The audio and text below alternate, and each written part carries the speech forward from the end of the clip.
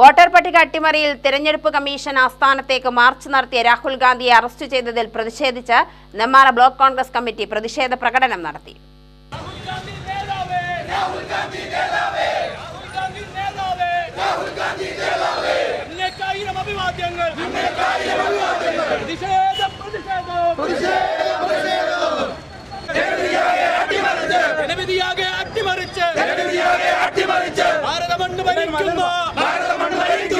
നരേന്ദ്രമോദി മൂരാച്ചേ നാണമുണ്ടോ നിങ്ങൾക്ക്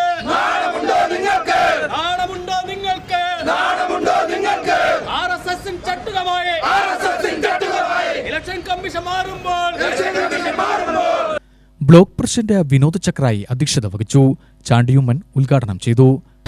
ഒരു കള്ളൻ ആ കടയിൽ കയറി, ആ കള്ളനെ നമ്മൾ ചൂണ്ടിക്കാണിച്ച് പോലീസിനോട് പറയുക, ആ കള്ളൻ കയറി എന്ന് പറയാം, പോലീസ് പറയാ സത്യവാങ്മൂലം തരണമെന്ന് പറഞ്ഞാൽ എന്ത് ചെയ്യും?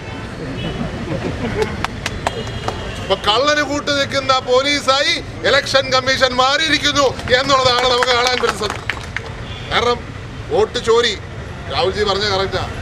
ഞാൻ ആ പത്രസമ്മേളനത്തിന് മുഴുവൻ ACC ഓഫീസിൽ ഉണ്ടായിരുന്ന വ്യക്തിയാണ്.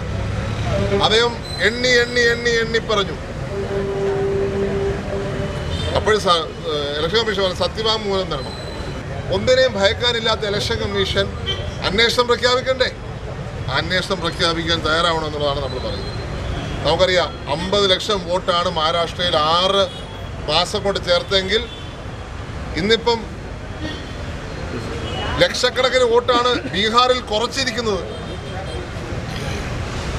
ഇന്ന് യോഗേന്ദ്ര യാദവ് എന്ന് പറഞ്ഞ നമ്മുടെ സുതാര്യത ഉറപ്പാക്കുവാൻ ശ്രമിക്കുന്ന ഒരു നേതാവ്, കോൺഗ്രസ് പാർട്ടിയുടെ ആളല്ല കേട്ടോ, അദ്ദേഹം ബീഹാറിൽ പേര് മാറ്റപ്പെട്ട മരിച്ചു, ഈ സ്ത്രീ മരിച്ചത് കൊണ്ട് പേര് മാറ്റി എന്ന് പറഞ്ഞ വ്യക്തിയെ ജീവനോട് ഇന്ന് ഹാജരാക്കിയിട്ടുണ്ട്.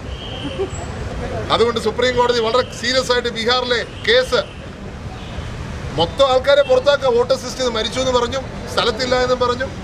ഇത് ജനാധിപത്യത്തെ ഭയപ്പെടുന്നവർ ഇങ്ങനെ പല തരത്തിലുള്ള പ്രവർത്തനം നടത്തും.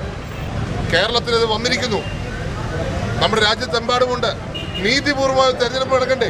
നമുക്കറിയാം, നമുക്കൊരു വർഷത്തിനുള്ളിൽ തെരഞ്ഞെടുപ്പ് വരാൻ പോവുകയാണ്. നീതിപൂർവമായ തെരഞ്ഞെടുപ്പാണ് നമുക്ക് ആവശ്യം. നീതിപൂർവമായ തെരഞ്ഞെടുപ്പ് നടന്നാൽ ഒരു സംശയം വേണ്ട, ഇവിടുത്തെ UDF വൻപിച്ച ഭൂരിപക്ഷത്തിൽ ഇവിടെ അധികാരത്തിൽ കയറും. CC Sunil, K Abbas, Padmakumar, Shaji, R Suresh, Prabhitha Jayan, Devan, Vaishakh, Suresh എന്നിവർ പ്രസംഗിച്ചു.